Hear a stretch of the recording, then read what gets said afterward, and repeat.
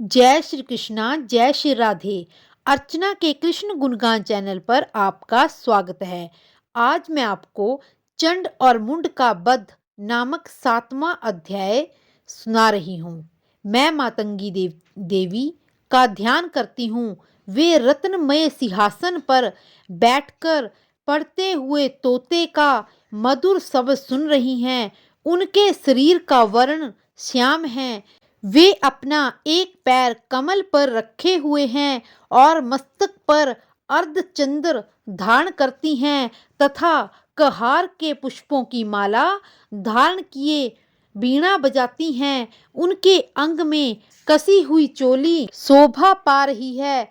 वे लाल रंग की साड़ी पहने हुए हाथ में शंखमय पात्र लिए हुए हैं। उनके बदन पर मधु का हल्का हल्का प्रभाव जान पड़ता है और ललाट में बिंदी शोभा दे रही है। ऋषि कहते हैं, तदंतर शुंभ की आज्ञा पाकर वे चंड मुंड आदि दैत्य चतुरंगिणी सेना के साथ अस्त्र शस्त्रों से सुसज्जित होकर चल दिए।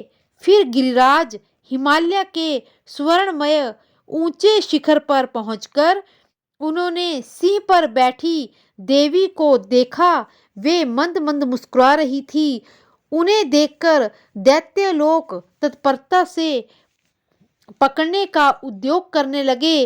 किसी ने धनुष तान लिया, किसी ने तलवार संभाली और कुछ लोग देवी के पास आकर खड़े हो गए।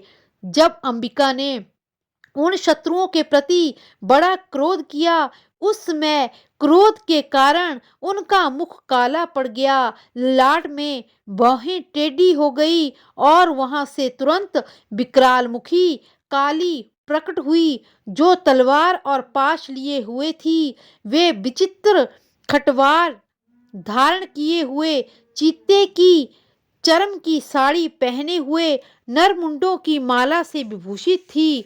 उनके शरीर का मांस सूख गया था, केवल हड्डियों का ढांचा था जिससे वे अत्यंत भयंकर जान पड़ती थी।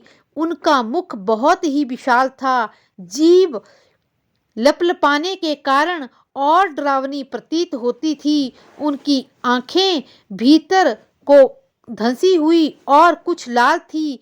वे अपनी भयंकर गर्जना से संपूर्ण दिशाओं को गुंजा रही थी। बड़े बड़े दैत्यों का वध करती हुई वे कालिका देवी बड़े वेग से दैत्यों की उस सेना पर टूट पड़ी और उन सबको भक्षण करने लगी। वे रक्षकों, महावतों, योद्धाओं और घंटा सहित कितने ही हाथियों को एक ही हाथ से पकड़कर मुंह में डाल लेती थी। इसी प्रकार घोड़े, रथ और सारथी के साथ रथी सैनिकों को मुंह में डालकर वे उन्हें बड़े भयानक रूप से चबा डालती थी। किसी के बाल पकड़ लेती, किसी का गला दबा लेती, किसी को पैरों से कुचल डालती और किसी को छाती के धक्के से गिराकर मार डालती थी। वे असुरों के छोड़े हुए बड़े बड़े अस्त्र शस्त्र मुंह से पकड़ लेती और रोष में भरकर उनको दांतों से पीस डालती। काली ने बलवान एवं दुरात्मा दैत्यों की सारी सेना को रौंद डाला और सबको खा डाला और कितनों को मार भगाया, कितनों को तलवार से मृत्यु के घाट उतार दिया। कोई खटवार से पीटे गए और कितने ही असुर दांतों के अग्रभाग से कुचले जाने के कारण मृत्यु को प्राप्त हुए। इस प्रकार देवी ने असुरों की उस सारी सेना को क्षण भर में मार गिराया। यह देखकर चंड उन अत्यंत भयानक काली देवी की ओर दौड़ा और महादैत्य मुंड ने भी अत्यंत भयंकर बाणों की वर्षा करके हजारों बार चलाए हुए चक्रों से उन भयंकर नेत्रों वाली देवी को अछंदित कर दिया। वे अनेकों चक्र देवी के मुख में समाते हुए ऐसे जान पड़े मानो सूर्य के बहुतेरे मंडल बादलों के उदर में प्रवेश कर रहे हों।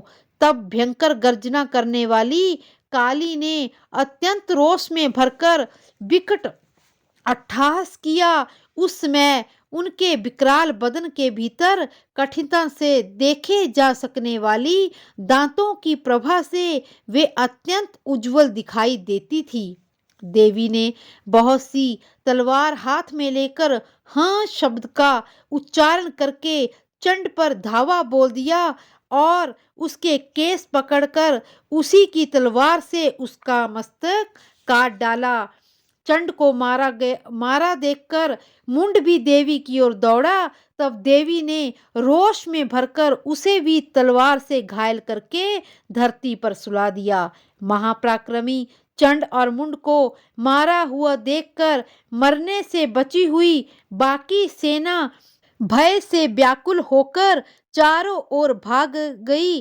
तदंतर काली ने चंड और मुंड का मस्तक हाथ में लेकर चंडिका के पास जाकर ऐसा अट्टहास करते हुए कहा, देवी, मैंने चंड और मुंड नामक दो महापशुओं को तुम्हें भेंट किया है। अब युद्ध में तुम शुंभ और निशुंभ को स्वयं ही वध करना और इस धरती का उद्धार करना। ऋषि कहते हैं, वहां पर लाए हुए उन चंड और मुंड महादैत्यों को देखकर कल्याणमयी चंडी ने काली से मधुर वाणी में कहा, देवी, तुम चंड और मुंड को लेकर मेरे पास आई हो, इसीलिए संसार में तुम चामुंडा के नाम से विख्यात होगी। इसी प्रकार मार्कंडेय पुराण में सार्वणिक मवंतर की कथा के अंतर्गत देवी महात्म्य में चंड मुंड वध नामक 7वां अध्याय संपूर्ण हुआ। इसी तरह दुर्गा सप्तशती के सारे अध्याय सुनने के लिए मेरे चैनल को लाइक, शेयर और सब्सक्राइब करें और कमेंट बॉक्स में जय माता दी अवश्य लिखें। जय श्री कृष्णा, जय श्री राधे।